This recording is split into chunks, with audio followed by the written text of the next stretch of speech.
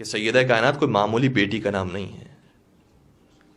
یہ وہ ہستی ہیں جن کے بارے میں نبی اکرم نے فرمایا, صحیح بخاری کے اندر روایت موجود ہے, سیدۃ نساء اہل الجنہ, جنت کی تمام عورتوں کی سردار ہے.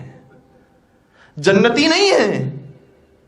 کسے کیا معلوم کہ وہ جنتی بھی ہے یا جنتی نہیں ہے. رسول حیات سیدہ میں جنتی ہونے کی سند نہیں دے رہے, جنتیوں کی سردار ہونے کی سند دے رہے. یہ وہ بی بی ہے. تو معرفت سیدہ کائنات ہوگی تو پھر پتہ چلے گا کہ کتنا بڑا ظلم تھا جو انہوں نے ڈھایا ہے. یہ بی بی کون سی بی بی ہیں؟ آج ہر ایک کی تمنا یہ ہے کہ نبی اکرم کی خدمت میں اپنا ایک سلام پیش کریں. لیکن سنیں گے روایت کے جملے یہ ہیں, اور یہ بھی کتب اہل سنت کے اندر پایا جاتا ہے کہ نبی کی تمنا یہ ہے صبح کے وقت جب گھر سے نکلے تو سلام ہو تو در سیدہ پر آ کر ہو. اللہ اکبر. السلام علیکم یا اہل بیت النبوہ.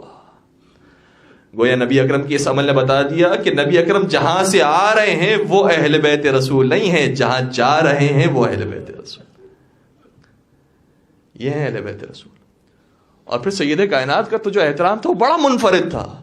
گویا ایسا احترام تو کسی اور کو حاصل نہیں ہے جو سیدہ کائنات کو حاصل ہے. وہ کیا احترام ہے؟ سیدہ کائنات اگر اپنے بابا کی خدمت میں آ جائے, مجھے بتائیے کون سا باپ ایسا ہے جو اپنے بیٹی کے لیے کھڑا ہوتا ہے؟ اور یہ کائنات کا سردار ہے, یہ افضل البشر ہے, یہ سید الرسل ہے, جس کے لیے کائنات پیدا ہوئی ہے. ساری کائنات کی تمنا یہ ہے کہ وہ ہستی آ جائے تو ہم اپنے مقام سے کھڑے ہو جائیں. لیکن یہ ہستی جب سیدہ کو آتے ہوئے دیکھتی ہے تو اپنے مقام سے کھڑے ہو جاتی ہے. اور نہ صرف یہ کہ کھڑے ہوتی ہیں, روایت کا آگے جملہ یہ ہے جس سے پتہ چلتا ہے کہ مقام سیدہ کیا ہے. اور اگر یہ بات بھی سنت رسول میں شامل ہوتی کہ نبی اکرم نے فرمائے کہ یہ اب سے دین کا حصہ ہے, کہ اسلام کا دین ایسا ہے کہ جب بھی بیٹی کو دیکھے تو باپ کا فریضہ یہ بنتا ہے کہ اپنے مقام سے کھڑے ہو جائیں. اگر یہ دین کا حصہ ہوتا تو سنت رسول بن کر ہر عالم, ہر مومن, ہر مسلمان اس پر عمل کر رہا ہوتا. لیکن پیغمبر بیان کرنا چاہ رہے ہیں یہ بیٹی کا احترام نہیں ہو رہا ہے, یہ تحفہ پروردگار کا احترام ہو رہا ہے, یہ سیدہ کائنات کا احترام ہو رہا ہے. اور وہ جو یہ کہتے ہیں کہ نبی اکرم کی باقی بیٹیاں بھی تھیں, بتائیے کسی بیٹی کے بارے میں, لائیے کسی بیٹی کے بارے میں کوئی روایت کہ وہ بیٹی تشریف لائے اور نبی اپنے مقام سے کھڑے ہو جائے. کوئی ایک روایت موجود نہیں ہے, جھوٹی سے جھوٹی, ضعیف سے ضعیف روایت میں موجود نہیں ہے. صرف سیدہ کائنات فاطمہ زہرا کا وہ احترام. بیٹی تشریف لائے, بی بی تشریف لائیں, اور نہ صرف یہ کہ کھڑے ہو جائیں بلکہ اب روایت کا جملہ مزید آگے بڑھا. قام الیہا, عربی زبان میں دو لفظ استعمال ہوتے ہیں. اگر کوئی کسی کا احترام کرتا ہے, کوئی بزرگ تشریف لائیں, ہم نے احترام اپنے مقام سے کھڑے ہو گئے, اس کے لیے عربی زبان میں لفظ استعمال ہوتا ہے قام لہا, اس کے احترام میں کھڑے ہو گیا. لیکن یہاں پر یہ لفظ نہیں ہے قام لہا اس کے احترام میں کھڑے ہو گئے, کہا قام الیہا. جب بی بی تشریف لاتی تھی تو نبی اپنے مقام سے کھڑے ہوتے تھے اور سیدہ کی طرف آگے بڑھتے تھے,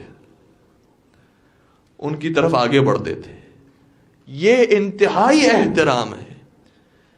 سیدہ آپ کا بڑا احترام ہے. اور پھر اس کے بعد کا جملہ یہ ہے وَأَجْلِسَهَا مَجْلِسَهُ, اور پھر نبی اپنے مقام پر اپنی بیٹی کو لا کر بٹھاتے تھے. مجھے بتائیے, سوال کا جواب دیجئے, یہی بیٹی جب دربار میں آ جائے, ارے تو وہ احترام تو نہیں کر سکتے تھے جو رسول اپنی بیٹی کا سکھا کر گئے تھے, لیکن کم از کم وہ جگہ تو چھوڑ دیتے بنت رسول کے لیے جو جگہ رسول خود چھوڑ دیا کرتے تھے. اگر تم واقعا خلیفہ رسول ہونے کا دعویٰ کرتے ہو تو رسول کی سنت پر عمل کرو. سیدہ کا احترام کیا ہے؟ اللہ اکبر.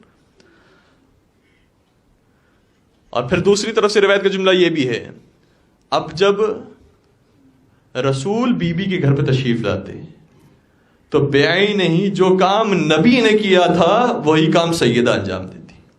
سیدہ بھی اپنے مقام سے کھڑی ہوتی, نبی کی طرف آگے بڑھتی, نبی کو اپنے مقام پر آ کر بٹھاتی. گویا باپ اور بیٹی کے اس عمل نے بتا دیا اگر باپ موجود نہ ہو تو بیٹی کو باپ سمجھنا, اور اگر بیٹی موجود نہ ہو تو باپ کو بیٹی سمجھنا.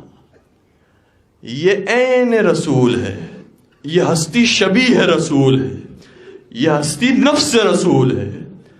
جو رسول کا احترام ہے وہ اس بیٹی کا احترام ہے. بس عزیزو آپ سمجھ گئے ہیں. میں نے تو ابھی مصائب کے جملے نہیں پڑھے ہیں، لیکن خود آپ کے ذہنوں میں جو مصائب کے واقعات موجود ہیں آپ کو معلوم ہے سیدہ کائنات کا کیا احترام رکھا گیا. اللہ اکبر.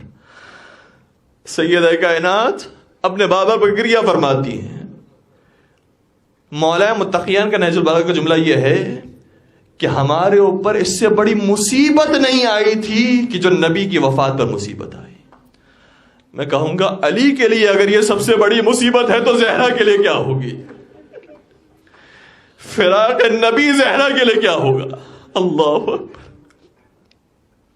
بس بابا کو یاد کرتی جاتی ہے. کبھی فرماتی یا ابتا یا رسول اللہ، کبھی فرماتی یا ابتا یا حبیب اللہ، کبھی فرماتی یا ابتا یا نبی اللہ. اور ابھی بابا کے غم کو یاد کر رہی تھی کہ کچھ ہی دن گزرے، ملعون آوازیں بلند کرنے لگے، ارے یہاں علی موجود ہے تو علی کو باہر نکالو، ہم علی سے بیعت لینا چاہتے ہیں. سیدہ کائنات کا دل غمزدہ ہو گیا، پریشان ہوگی. سیدہ آپ کیا ہونے والا ہے؟ ارے یہ کچھ دھمکیاں دینے کے بعد چلے گئے ہیں، لیکن یہ دھمکیاں کم نہ ہوئی بلکہ مزید بڑھنے لگی. کچھ دنوں کے بعد یہ دوبارہ آئے، کہا علی اب بھی گھر سے باہر نہیں نکلے، اگر گھر سے باہر نہ نکلے تو علی کو گھسیٹ کر باہر نکالا جائے گا اور علی سے بیعت لی جائے گی. سنیں کہ سیدہ اگر نہ ہوتی تو علی کی حفاظت کرنے والا کوئی نہ تھا.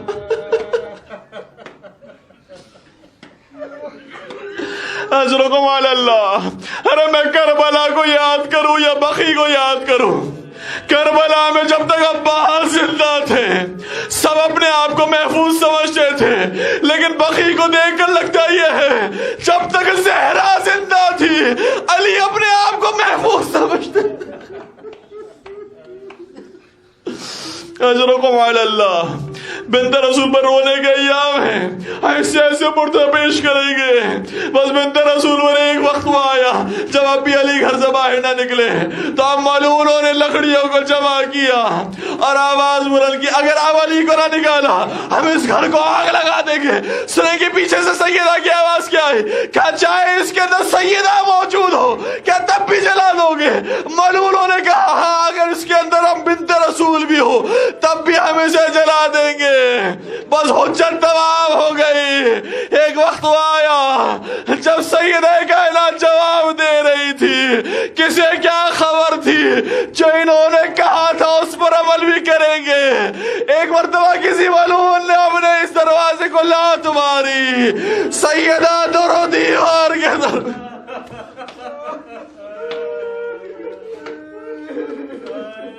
مردوں کا گریہ بلند ہو رہا ہے. مجھے نہیں معلوم عورتوں کی کیا کیفیت ہے، کیونکہ مرد کے غم کو زیادہ سمجھتے ہیں، خاتون کے غم کو زیادہ سمجھتی ہے.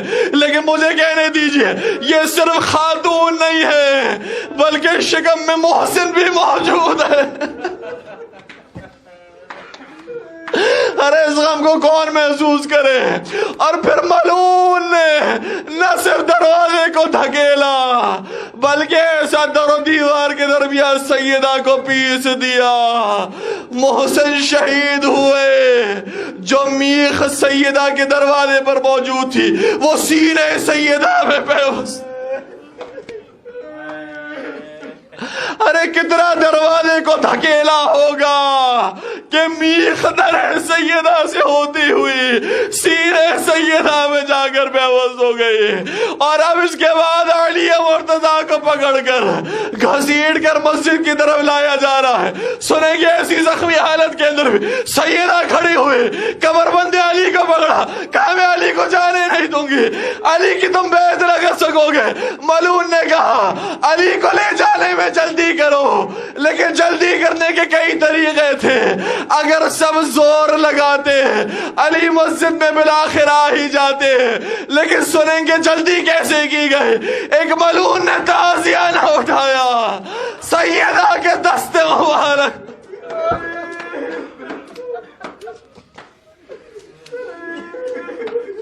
یہ تعزیانہ معمولی تعزیانہ نہیں تھا، خلفائے بادی نے آ کر یہ لکھا اگر تم حجاج کی تلوار سے گھبراتے ہو یاد رکھو حجاج کی تلوار چھوٹی تھی، اس کا تازیانہ اس سے زیادہ سخت تھا۔ ایسا تازیانہ مارا، شہزادی 18 برس میں ایسی زخمی ہوئی کہ جب علی مرتضیٰ غسل دے رہے تھے چیخیں مار مار کے حیدر کرار رونے لگے۔ اے سیدہ اس بازو پر اب بھی ورم موجود۔ اجرکم علی اللہ، اجرکم علی اللہ۔ بس ایک اور جملہ سنتے جائیے، زحمت کو میں تمام کر رہا ہوں۔ جب غسل تمام ہو گیا دفنانے کے لیے علی مرتضیٰ آگے بڑھے، لیکن سنیں گے دفنانے کے لیے کیسے اس بیٹی کو باپ کے حوالے کریں۔